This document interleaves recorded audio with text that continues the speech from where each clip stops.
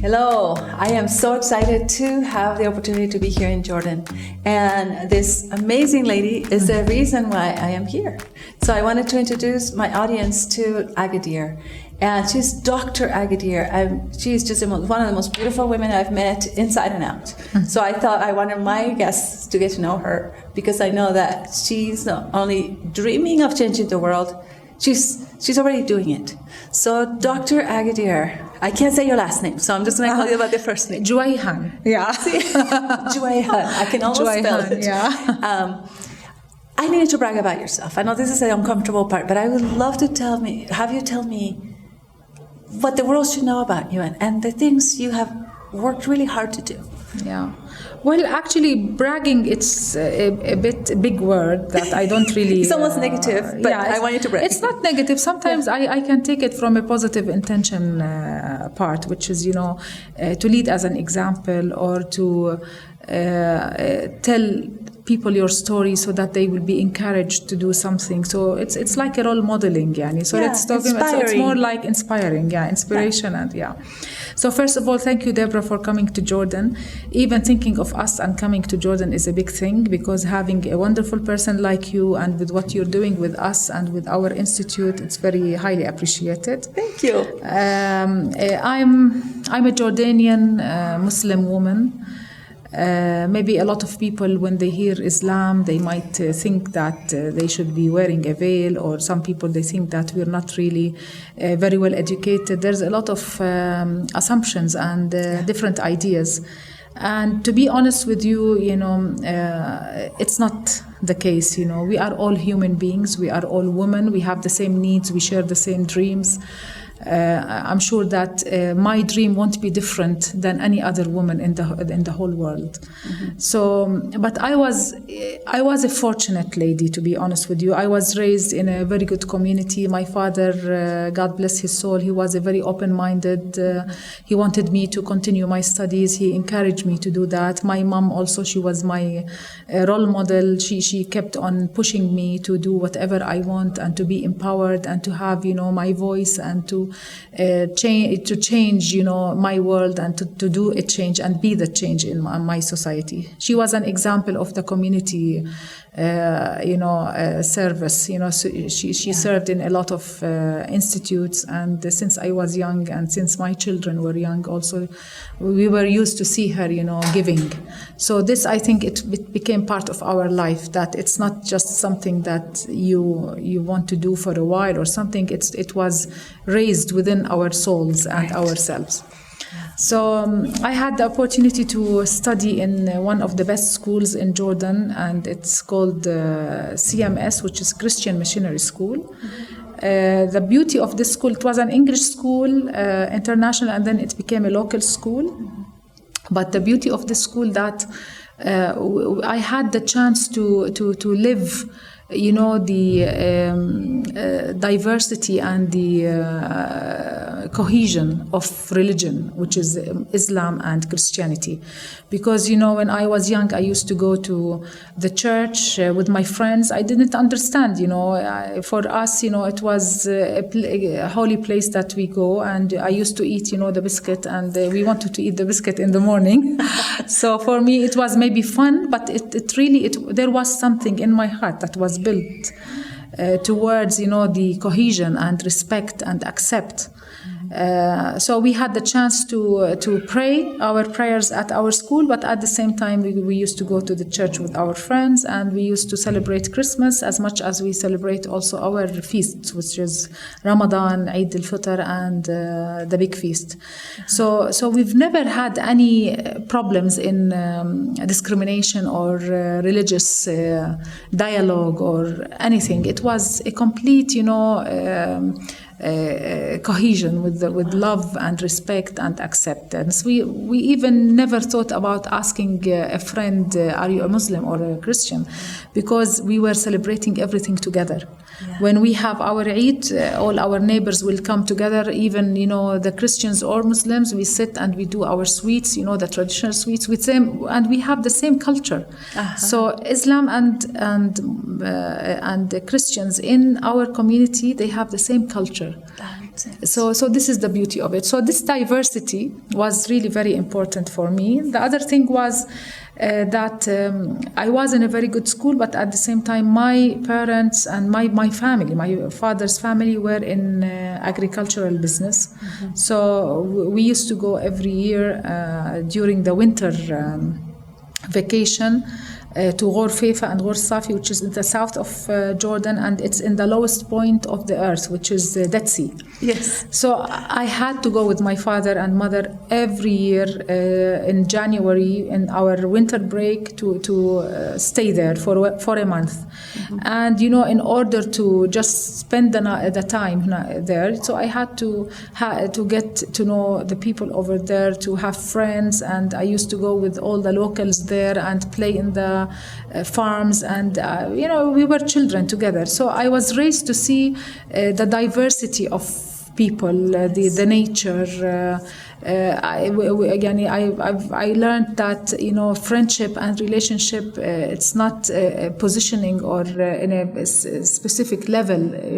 So it can be with everyone in your community, whether it's farming or village community or in the city, and which is the high class people. For me, everyone was the same. They are my friends, and I respect them and accept them.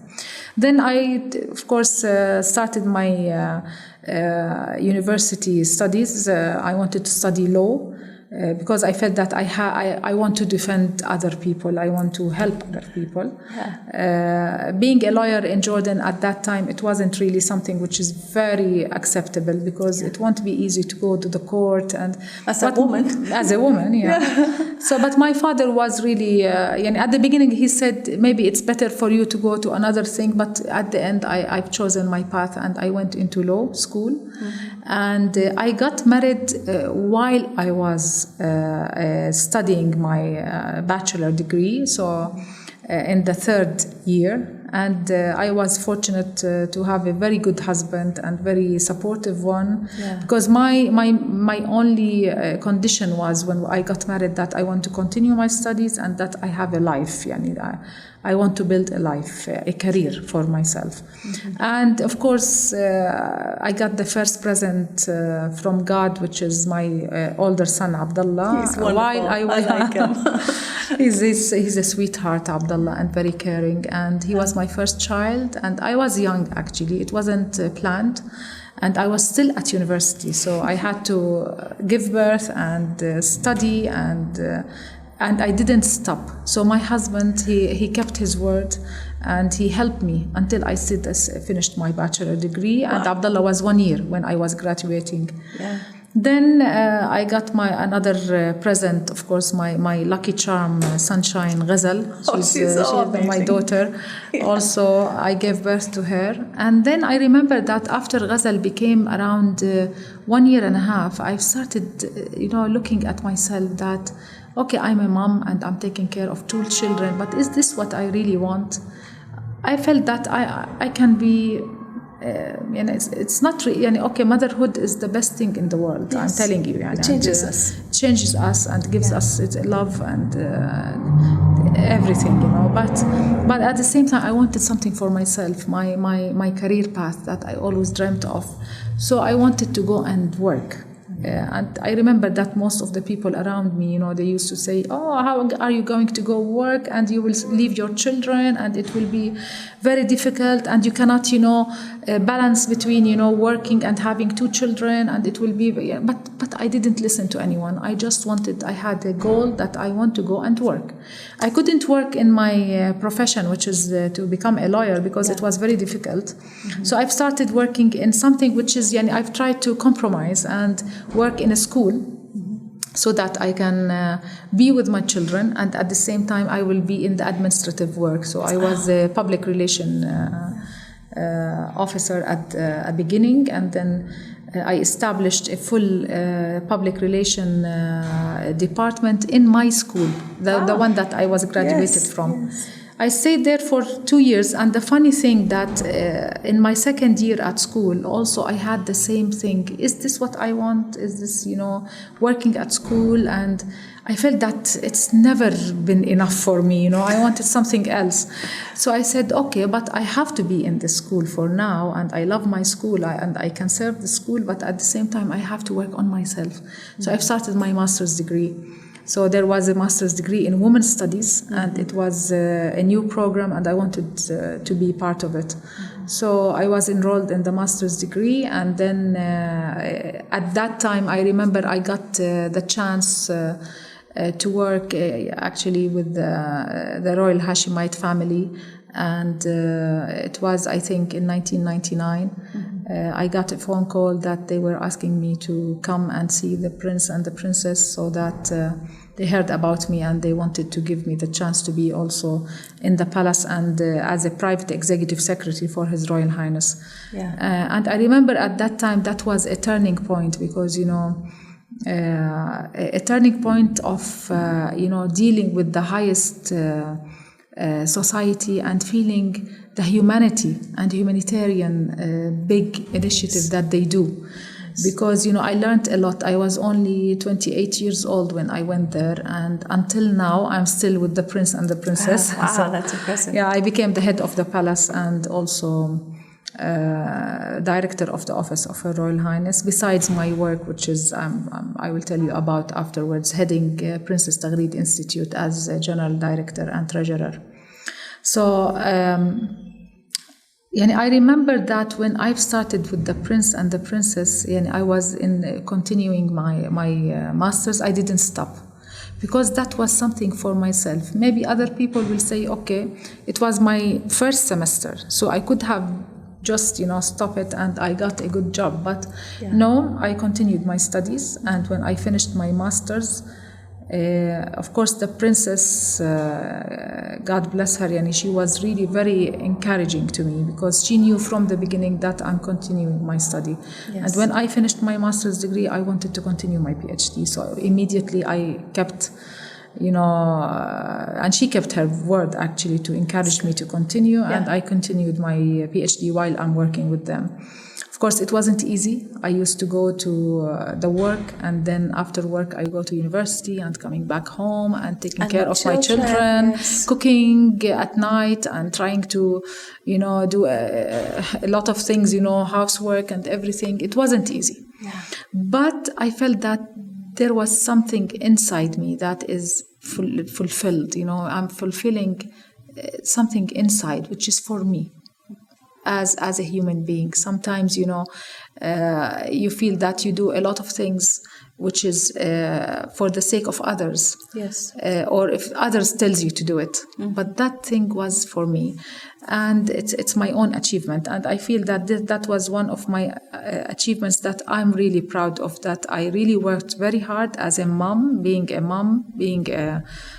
also an employee, and studying and finishing my study with also a very high degree. I was also excellent. I took an honor degree. So I finished my PhD, and there, I think that life is all about choices. You can stop in any time in your life, but if you really put a goal and you know what you want, there's always turning points in your life that it's like it gives you a different point of view. It gives you a different new goals. So it's something beautiful, Yes. When I was between the age of 20 until, let's say, 35 or 38, mm-hmm. I was really a woman, ambitious woman, working very hard on herself, studying. I took a lot of courses. Anything that I hear about, I used to immediately take it. Mind mapping, CPM, anything. You should see sometimes it's really anything. I always eager to learn everything. Yes, it's a thirst. And it was a thirst, yeah. Yes. I wasn't really in the field of community work yet. I had this in my heart, maybe. And since I've started working with the prince and the princess, I was always helping everyone. And I always say that it's a way. And I used to help anyone that comes and asks. And I have a wonderful two souls, Prince Muhammad and Princess Aghadeer, that they never say no. If anyone wants to go to hospital, anyone needs help, support, these sort of things, I used to help, but it wasn't yet a mission. Right. So it was part of my job, and I was eager also to help others. Mm-hmm. But I think the turning point in my life was 10 years ago. Before that, I worked also as an international trainer. Mm-hmm. That was one of my big accomplishments also, because I was an advisor and consultant for one of the princesses in Bahrain, from the royal family of Bahrain. She was the Minister of Culture and Minister of tourism. Mm-hmm. So I used to go there. Actually, I've worked with her for 3 full years, going every month for 1 week while I'm working with Princess Aghadeer and Princess Muhammad. So I used to go there and finish the job in Bahrain and come back. I was a consultant.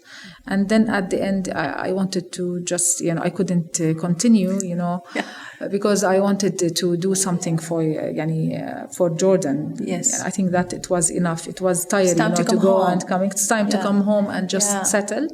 And this is where I've started my new journey. And it was a new journey for me as much as it was also for my daughters and my non-biological daughters. Of course, I had my first lovely present. He's a piece of my heart, Saif. my third child, I was 38 years old after I finished my PhD. So I wanted to, I felt, oh my God, I didn't feel, raising Abdullah and Ghazal. We were all young and we were all studying, and I was very strict. Yes. And I felt, my God, they're getting really older now, and I felt that I have to give birth for a third boy or girl. Yeah. And I gave birth to Saif, and he is a sweetheart. He's a piece of sunshine. Yeah, he's a sunshine. It's just wonderful. And I think I really enjoyed him since he came. It was a complete different motherhood, because even my older children, they say you spoil him. It's not spoiling, but but I think that I'm more relaxed, I'm more balanced, I'm more mature, so I deal with him in a different way. Yes. So this is the beauty of it. I've got the same age child. And I gave birth at 38 too, my last child. And the thing is that this generation, I think that they are completely different. Yes. There's a big difference between my older child and my younger child. Oh, yes. So they are completely different. I think they are more exposed, energetic. It's beautiful. I really enjoy this. So one of my I shouldn't brag about what I'm doing now, but it is my mission. And we need to hear about it. This is inspiring. It is the thing that I love. It's very inspiring. Actually, 10 years ago, I had being a representative of Her Royal Highness in most of her CBOs and institute in the civil society, we had an orphanage, and it's from the age 6 to 18. Mm-hmm. So we used, in Jordan, we have 4 kind of youngsters or babies in the orphanages with different backgrounds. So there is the baby that has a family and their family died, and then no one could take care of them, and so they put them in orphanage. There is the baby who is abused and they have a family also.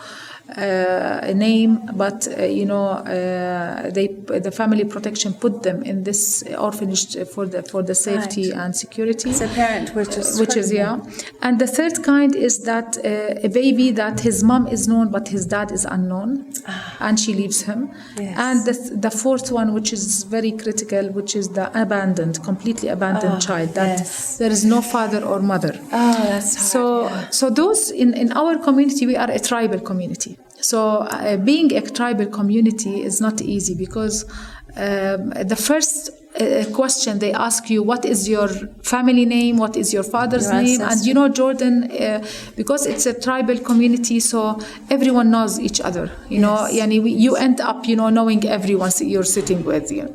So that was a big obstacle for those boys and girls when they reach the age of 18, because, you know, while they are in the orphanage, no one will ask them, where are you from?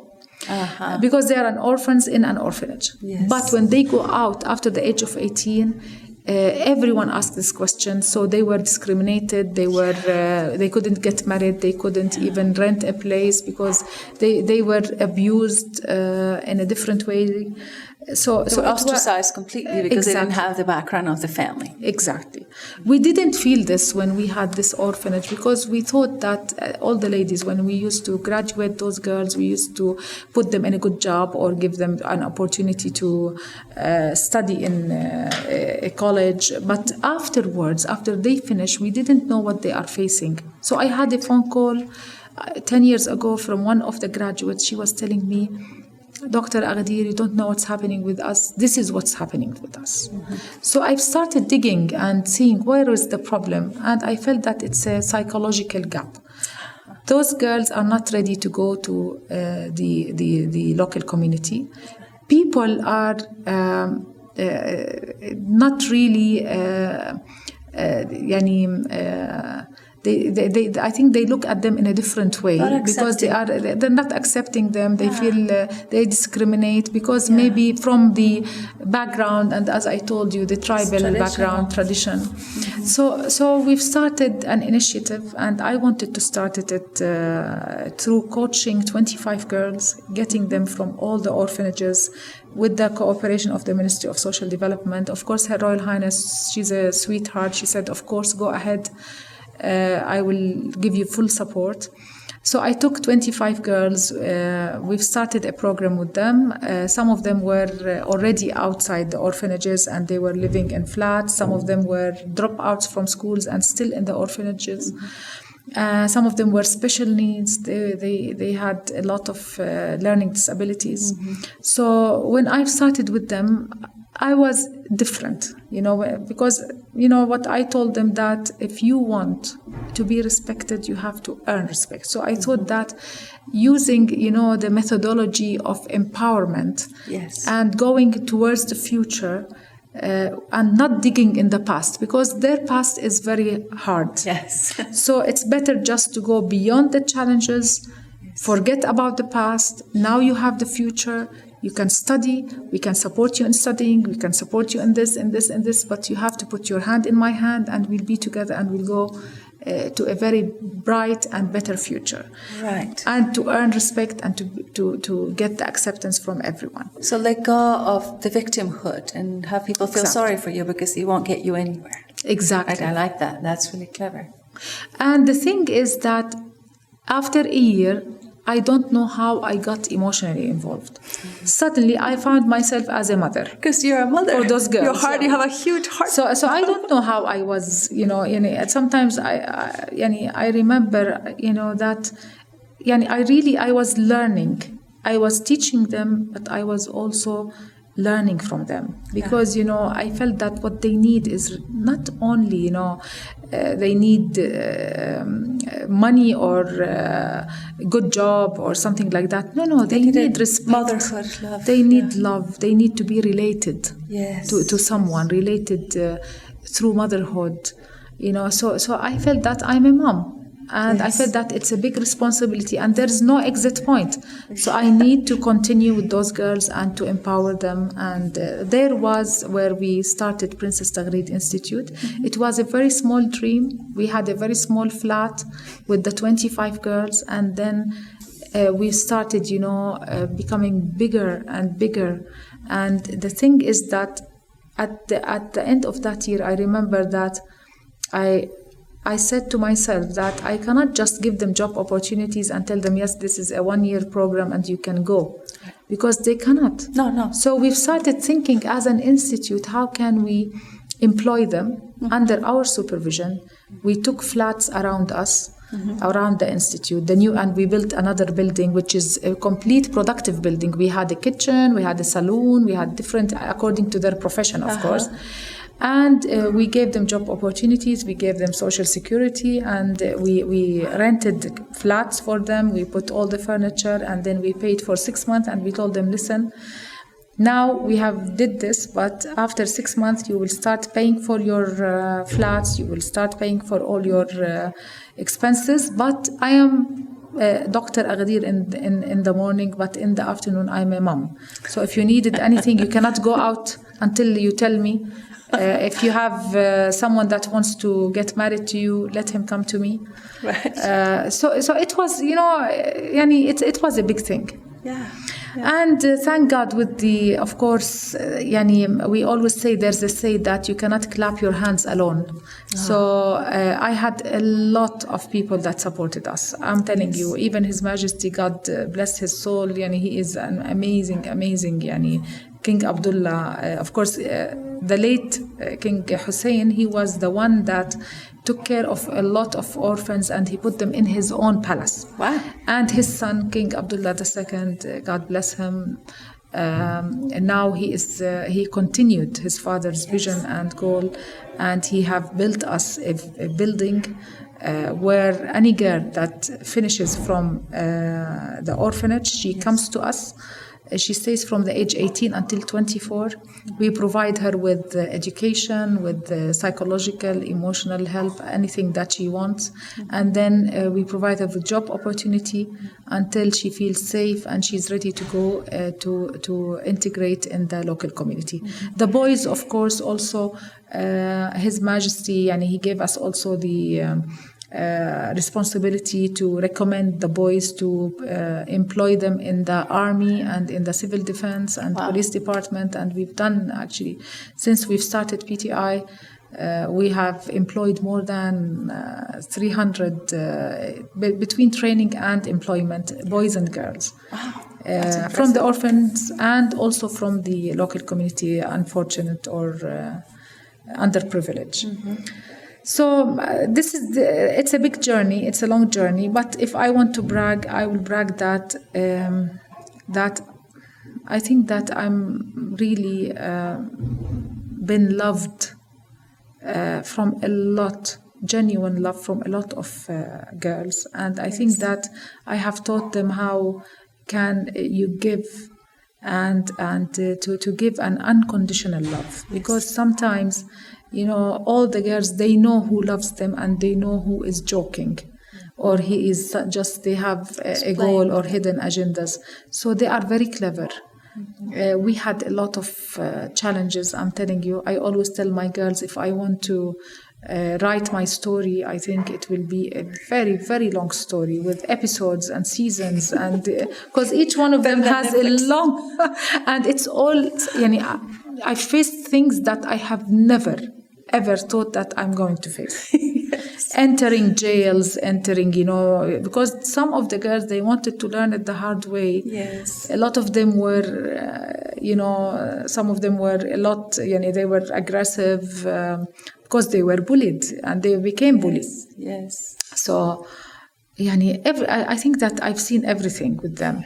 Yeah, but it's beautiful. It's beautiful. It's beautiful. I think my life without them, it won't be beautiful at all. It won't be like that. I have a heart fulfillment now. I feel that if anything happened to me now, I can die in peace, because I feel that I did something. I have left footprints in my life, and it's not a bragging, but I think everyone should do that. Yeah. Because if you open your heart and you open your house, and even my family, my husband, he gives away my daughters. We have 8 of them got married from our house. Wow. And even my daughter, my sons, everyone, they feel that they are like, they have to take care of them. They are part of our family.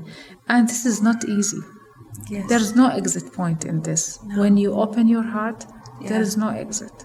And you cannot just leave and say, okay, bye-bye, I finished. It's not a job that I have to fill, to fill and end and go. Mm-hmm. It's something that is related to you like your own children. Yes. So whoever will knock my door, I have to be there. Yes. And even my husband have to be there. And even, some of them, they look at me as a real mom. Some of them, they look at me as a supporter. But I know their love, and I know their genuine love. And I know that they know that I will be beside them no matter what. And this is feelings and emotions that you cannot even teach. Yes. It's something that comes from inside. And I am fortunate.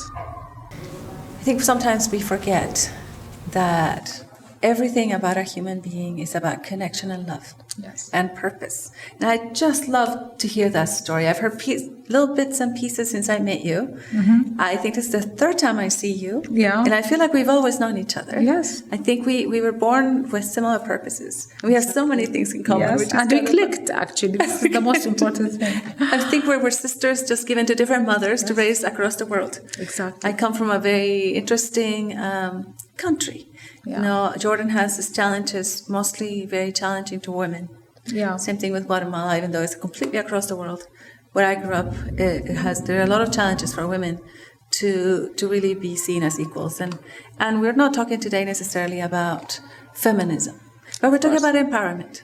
Of course. Now empowerment, I think it's very important to also define empowerment, because a lot of people think that empowerment is maybe getting out, traveling, having freedom, and these sort of things. Bossing people around. Bossing people around, yeah. No, empowerment is from inside. Yes. It's the way you think. Yes. Because if you have a belief system where you feel that you earn respect, you deserve 1, 2, 3. You know that you from inside that I love myself. I have my privacy. I have my responsibility. I'm balanced. I know what I want from my life, and I stand up for my belief. In a good way. You're worthy. So this is to know that you are worthy, exactly. So this is empowerment. And this is what I taught my girls to be. That I'm an orphan. Before, I remember a lot of my girls, they were ashamed to say that I'm an orphan. But you shouldn't be ashamed. No, you didn't choose that? You should say with proud, in a proud voice, I'm an orphan, and I did 1, 2, 3, 4. And this is the beauty of it, because there's no shame to be an orphan. No one have chosen, their life. We've never chosen our families. We've never chosen how, the first coming to this life. We don't choose, but afterwards, your decision and the way you look at things. Now you are a human being. Yes. You have your own decisions. You have your own choices. Yes. So you have to choose well. And to be empowered from inside that I can do this. Yes. The word I can't, I don't like it at all. They know me. And you won't take it. The word failure is deleted from my dictionary. Yeah. I don't say there is no failure in our world. You're just testing it out. It's only experience. It's experience with positive intention. Because nothing happens to you. It always has, the positive intention out of it. You have to think of the positive intention of your experience. It's not a failure. If I failed, like they say, I failed a high school exam, I tell them it's not a failure. You have gained knowledge. Yes. And next time when you apply for the exams, you will be better. Much better. So you have to think of it this way. It's a learning process. Yes. So this is it. Empowerment is our institute slogan. We are an empowerment institute and women empowerment precisely. Mm-hmm. Not only for my girls, also now we are very well known in all the country as a women empowerment institute. So we have 8 centers in the provinces, in poverty pockets. Mm-hmm. And any time, when we start like a new center in a specific remote areas, I always go there. I visit. Mm-hmm. I have to see the ladies there. I sit with them and I talk to them. And my talking with the ladies always is about empowerment. That if you want to change your life, you have to start from within. From inside. From inside. Beautiful. Yeah. So beautiful. And so this whole month we've been talking about empowerment. And the way that the podcast works is the first week we talk about self. You Yeah. can't go anywhere if your self is upside down. Yeah. And then we talk about the family, which is, like you mentioned, the next circle of influence, really where your heart is. You know, Exactly. It's a powerful opportunity to have a family and to be a mother, and it's such an honor to know that you care about motherhood, and I care about motherhood, and the things that it can change for the world in the future. Then the third week we talk about how that influences the world around you. Yeah. And the reason I wanted to have you as our fifth week celebrity is because you are an example of not just personal empowerment, but you have done something with that. There are plenty of people that I know that are wonderfully empowered, but they haven't touched the hearts of anybody, which is a problem. If you have so much power, what do you use it for? You have loved so many children, and I've seen the girls, I've met your girls, they're wonderful. And they feel secure, and they feel safe, and they feel accepted, even though the world would have had it otherwise. Yeah. Because they had a difficult beginning, but like you said, it doesn't matter what happened yesterday. Of course. So I am so honored to keep working with you. I can't wait to come back in June and be here again, hanging out with you and learning from your wisdom. We can do magic. I always say when we come together, and this is the problem with women all over the world. You know, if we want to say something that sometimes, you know, the jealousy and a lot of women, they don't support each other. They keep on taking the shallow and things. Although if we are together, we can do wonders. Yes. And believe me, you know, I think that being a woman is the most beautiful thing in the world. You have to love yourself. Yes. And love yourself from inside. When you look at the mirror, you have to love what God have created in you. Yes. It's a mission. You know, Yes. each one of us has a mission. And this mission, if you fulfill it, it tastes completely different, you know, because we always search for happiness, and everyone thinks that it's through, cars and traveling and having big houses and everything. But believe me, and I am in a position that I've seen kings, I've seen queens, I've seen everything. And Every day. I went into, private planes, everything. And Prince William, you got to eat with him. He's a wonderful man. I love those pictures. He's a sweetheart, yeah. So you've seen kings. It's amazing, yeah. Yeah. And you can see that they are all humans. Yes. And they have the love and respect. And Yes. so you see at the end of this, you see that all the world are the same. Yes. Everything is the same. So the real happiness is inside. Yes. The real happiness is giving. When you support other people, when you feel that you are doing something, you are leaving a footprint, you are changing the life of others. When you see that there is someone is praying for you and looking in his eyes, and you see the light of the eye while they're talking to you with love, real love. This is happiness. Yes, and then the love This in is your heart uplifting, multiplies. So this is an inspirational thing. So I'm telling you, for me, I think that everyone can create his happiness through giving, through loving, through being, an example Yes. for love. And I'm telling you, PTI, our institute, it was based and it was built on love. And you feel it. I've gone through most of your centers, I believe now. I visited several. It's built on love. Yes, You can see all the ladies, There's the, no the agenda. smile, the love that they give to everyone. Yes. And when you say love, you are talking about all the other things. Love will bring everything afterwards. Yes. It will bring the flexibility, the acceptance, Safety. the respect, the safety, the joy, the happiness, everything. Energy, And, you're energy. energized. And imagine if you are a loving mom. So you will be a happy mom. Then you will spread happiness in the house. I always tell the ladies, when you wake up in the morning, a lot of people, they woke up their babies maybe, Yalla, you have to go very quickly to the school, come on, and some of them maybe they will shout, and and imagine if you come to this baby and you walk him with a kiss and a hug. Right. It's He very will go different. fresh. He will be very happy. He will just, even his attitude, his day will start with love and happiness. Yes. So this is our responsibility as mothers, to be loving mothers. Yes. So this is love. And this is the quality socialization and a quality time that you can spend with your children. Just teach them how to love. Yeah, by example. And how to give. I mean, I met your children. And they're definitely a reflection of your love. So it's been such an honor to talk to you today. Thank you so much, Deborah. And it's wonderful. We hope that we'll see you again and again. You have another home here in Jordan. I like your home. It has good food. So we'll be waiting, and I would love to invite everyone to come to Jordan. Yani whoever is watching us tonight, Yes, yani, it's it's very important to come and see by yourself, because sometimes the media they give a very wrong pictures about people. Yes. And believe me that we are all the same. Yes. We share the same dreams for our children, and we all look for peace, we all look for love, we all look for happiness.